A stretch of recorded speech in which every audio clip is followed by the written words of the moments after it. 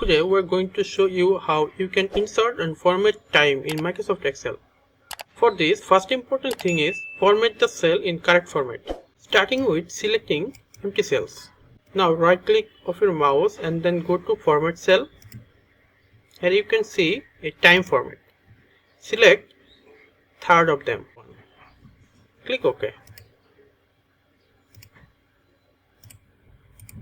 In the same way, we are selecting these working hours. Then click right button, then format cell. This time we are selecting just first option.